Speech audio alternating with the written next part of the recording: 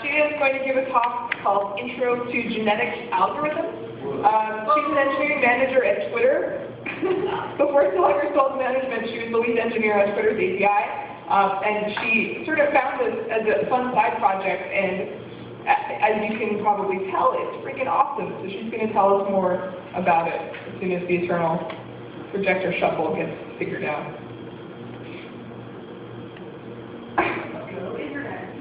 Okay, I'm going to unplug and replug a few times. Woohoo! First try.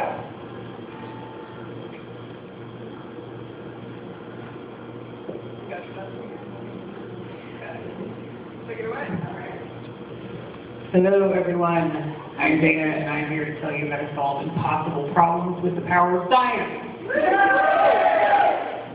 So we're going to talk about something called genetic algorithms, which is an example of what we call bio-inspired computing. So this is when we have a really, really hard problem and we're too lazy to figure out how to solve it ourselves. So we look at nature because nature's already figured this crap out for us. So in this case, we're going to be looking at how to simulate evolution in a program in order to solve really hard problems. So let's look at one really hard problem called the traveling salesman. This is a classic computer science problem, and it's a classic problem because it's really freaking hard. The goal is to find each one of these nodes here is a city, and the goal is to find the shortest path that will touch all the cities. If you were to do this the naive way, it's factorial time. For a small graph like this, that's not such a big problem, but for a larger graph, that will take you forever. But there is a better way. So we can simulate evolution to solve this problem. The first thing that we have to do is we have to figure out how to encode this path in a way that is like DNA. And we can do that by just listing the cities in order, right? So here, we've got our encoding. This is just a simple text string, and it's just, if you follow the arrows, it's the path in order. Next, we need what's called a fitness function. And a fitness function is going to take this string, and it's going to give us a number between 0 and 1, and that number is the probability that this individual would survive if it were attacked. So, this is the lion and the gazelle. The lion wants to eat the gazelle. So once we've got these things, we've got our encoding, we've got our fitness function, we create a totally random population. It's like the primordial soup. So we just come up with a ton of completely random, some of them suck, just some terrible. The one up there is pretty good. And then we're going to run our fitness function on all of these. So this one's dead. That one up there is probably okay. So now we know how fit all of these things are. Now we've got this population. We want to take this population and we want to run it through like 50 generations. And we're going to do this like that. We don't have to wait like 100,000 years.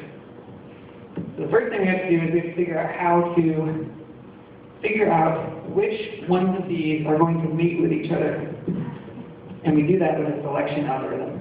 So we've got 6 things here, right? If we have like a roulette wheel, standard roulette wheel, every slice is the same size. So everyone's got the same probability. We're going to use the fitness value to change the size of the slices so that we're more likely to pick the ones that are fit. More hot, yeah. Once we've done that, then sexy time. So we can take our encodings, which are pretend DNA, right? And we can match them together and create totally new individuals. So we're going to pick what's called a crossover point.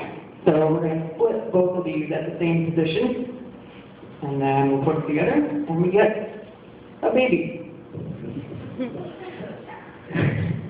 The other thing we can do is we can do mutation. And mutation is how we introduce diversity into our population. In this case, we only need one, and we just smack it with a cosmic ray and flip some stuff around. And if we do this like 100 times, 50 times, you kind of have to experiment with the numbers. You end up with a population that is entirely good solutions. So if you're interested in learning more about this, I highly recommend this book by Melanie Mitchell. She's a totally rad lady.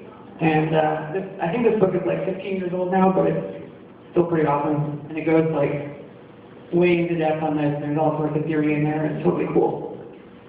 And since I have 30 seconds left, I have one more thing. Twitter is hiring. And if you're an amazing engineer, and I know you are, then you should come work for us. That's all. Huh? I'm sorry? The big O? It depends on a lot of factors, like your probability of crossover, probability of mutation, how many generations you want to run, how big your population is. Saved by the bell. Not necessarily. Yeah, it really depends on the size of the graph.